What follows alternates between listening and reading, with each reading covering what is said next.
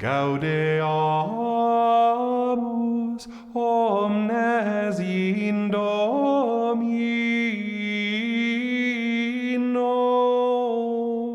diem festum celebrantes, sub honore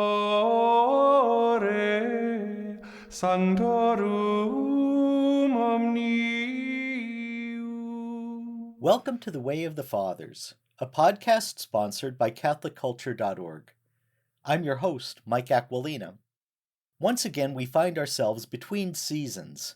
We finished Season 2, in which we examined the first 7 ecumenical councils, and at some point in the future we'll begin Season 3, whose content I have determined, but will wait a bit to announce.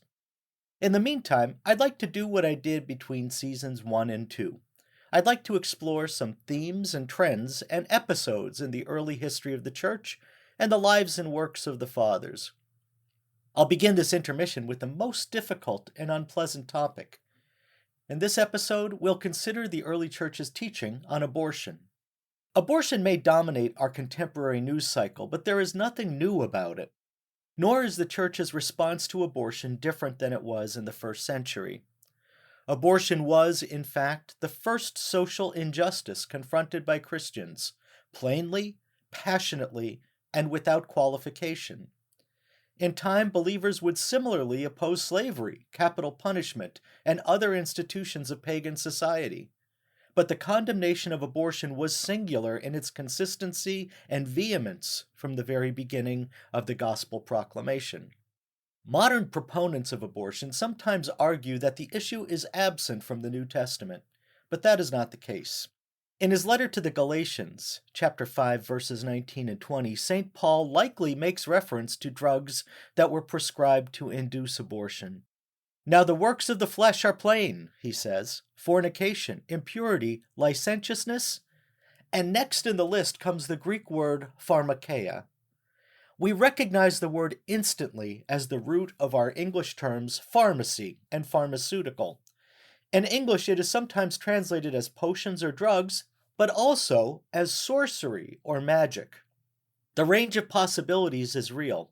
The ancients drew no bright line between pharmacy and sorcery, and practitioners of one were often practitioners of the other. When Plato used the term pharmakeia, he used it to denote abortifacient drugs. The content of Paul's usage suggests that he intends the same meaning for the word. He places pharmakeia immediately after 3 words denoting sexual sins. Related Greek terms, such as pharmakeion, pharmakousin, pharmakoi, also turn up in the book of Revelation, chapter 19, verse 21, chapter 21, verse 8, and chapter 22, verse 15. And in every instance they appear in lists of immoral acts, adjacent to terms suggesting sexual sin. This is not an imaginative reading of the text propounded by conservative Christian interpreters. It is presented as fact in the standard academic history of contraception and abortion, Eve's Herbs, written by pro-abortion historian John M. Riddle and published by Harvard University Press. It is, moreover, confirmed by the unanimous interpretation of the early Church Fathers, beginning in the 1st century. Consider the witness of the Didache, whose text, according to modern scholars, was compiled between 47 AD and 100 AD. The Didache presents Christian moral teaching within the sacramental dispensation of the Church. The opening line provides context for all that follows. It says, "There are 2 ways, one of life and one of death, but there is a great difference between the 2 ways." At the outset, its moral teaching seems to be a simple recitation of the 10 Commandments. Thou shalt not kill, thou shalt not commit adultery, thou shalt not steal. But then comes a startling interpolation.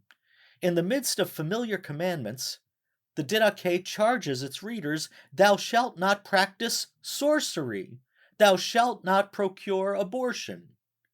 Thus, this earliest Christian document, which presents itself as the teaching of the Lord by the 12 apostles to the Gentiles, places abortion among the primordial concerns of the Church and the most fundamental laws of God.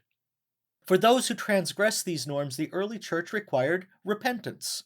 Thou shalt confess thy transgressions, says the Didache, and thou shalt not come to thy place of prayer with an evil conscience. Later, the text declares the necessity of a previous confession of sins before Eucharistic communion, that your sacrifice may be pure. The prohibition of abortion appears in identical language in the Epistle of Barnabas, which was written later in the same century. Thou shalt not slay a child by procuring abortion, it says. The letter goes on to describe those who commit abortion as murderers of children and destroyers of the workmanship of God. In the Apocalypse of Peter, an apocryphal document of the early part of the next century, the author claims to have seen a vision of hell that included the souls of many who had performed, sought, and otherwise caused abortions. In the 2nd century arose a movement known as the Apologists, because they provided a well-reasoned explanation of the Christian faith. The word comes from the Greek apologestai, meaning to speak in defense.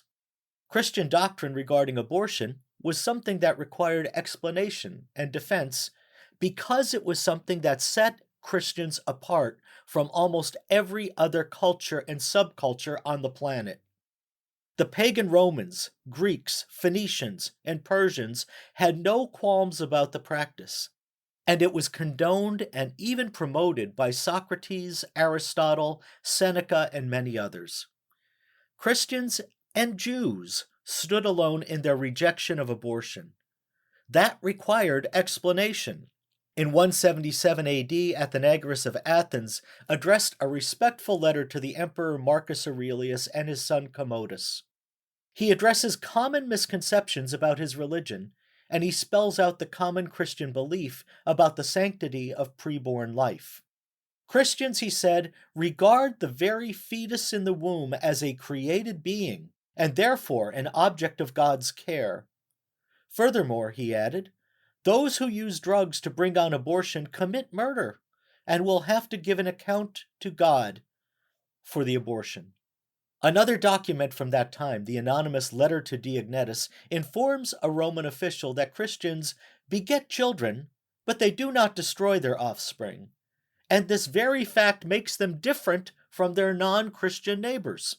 Yet another contemporary, Minucius Felix, a North African practicing law in Rome, reports, there are some women who, by drinking medical preparations, extinguish the source of the future man in their very bowels, and thus commit a parricide before they bring forth.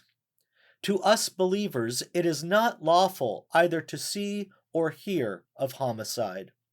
These voices are joined by many others, but none so passionately and often as that of Tertullian, another North African jurist, who lived at the end of the 2nd century. He wrote in his great apology, "We may not destroy even the fetus in the womb. To hinder a birth is merely a speedier man-killing." In another work, he said poetically that those who cause abortion pour out the blood of the future. Pour out the blood of the future. It was Tertullian who first stated explicitly what others only implied, that human life begins at conception. Tertullian knew the reality of abortion. In his work on the soul, he provides shockingly graphic descriptions of several methods of abortion commonly used, while also detailing the instruments involved. Here's what he says. Among surgeons' tools there is a certain instrument which is formed with a nicely adjusted flexible frame for opening the uterus first of all and keeping it open. It is further furnished with an annular blade, by means of which the limbs of the child within the womb are dissected with anxious but unfaltering care, its last appendage being a blunted or covered hook wherewith the entire fetus is extracted by a violent delivery. There is also a copper needle or spike by which the actual death is managed in this furtive robbery of life. They give it, from its infanticide function, the name of the slayer of the infant.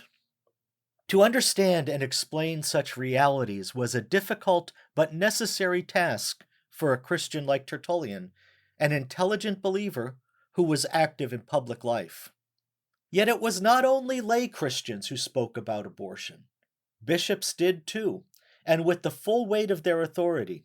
The Spanish hierarchy met in Elvira in 305 to consider a wide range of disciplinary matters.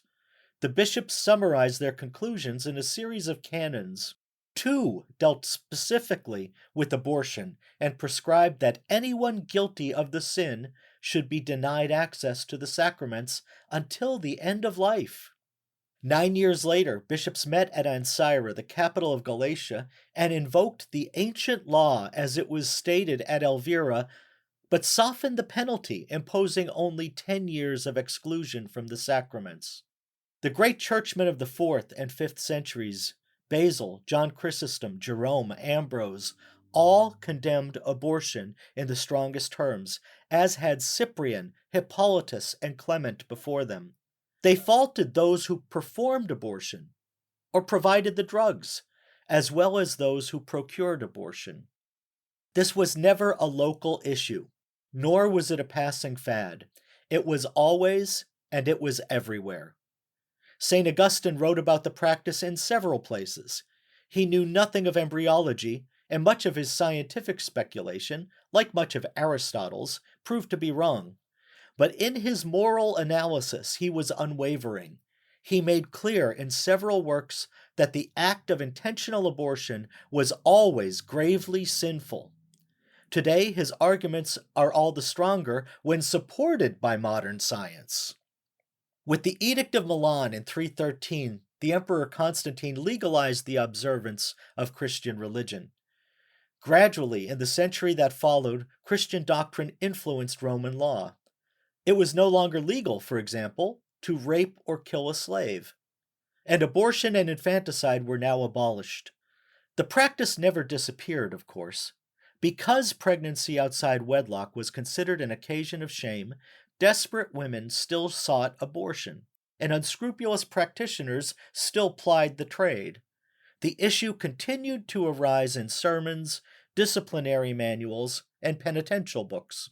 But it was no longer necessary to argue the matter. In a Christian world, the practice was known to be grievously sinful, like the rape or murder of a slave.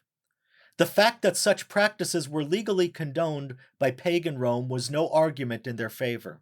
The Christian principles that protected the unborn would eventually lead to other notions that today we take for granted. Universal human dignity, human equality, human rights, women's rights, children's rights. These are all historical novelties made possible by Christianity.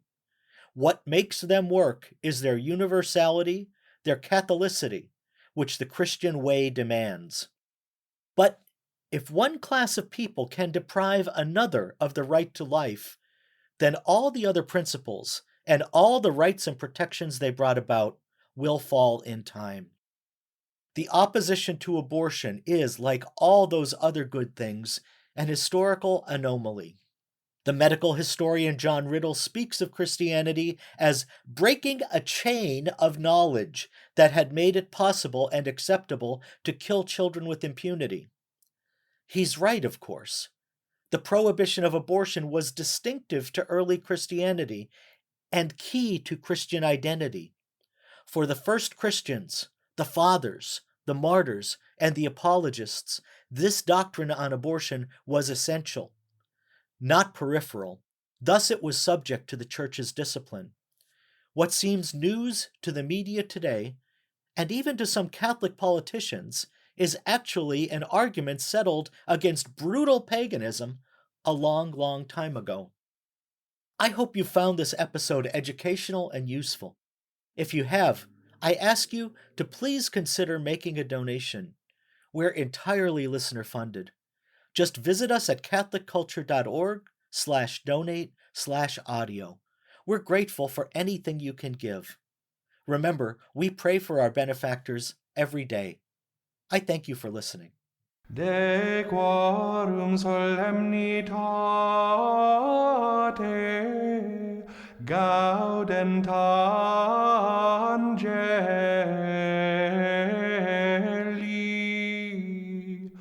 et collaudant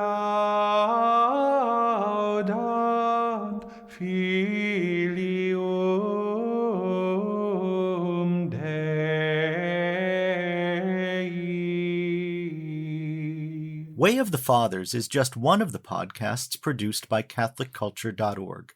To hear more from the Church Fathers in their own words, check out Catholic Culture audiobooks, readings of Catholic classics, including the Fathers and St. John Henry Newman. You might also enjoy Criteria, the Catholic film podcast, devoted to works of high artistic caliber and Catholic interest. And for interviews on a wide range of topics in Catholic arts and culture, listen to the Catholic Culture podcast.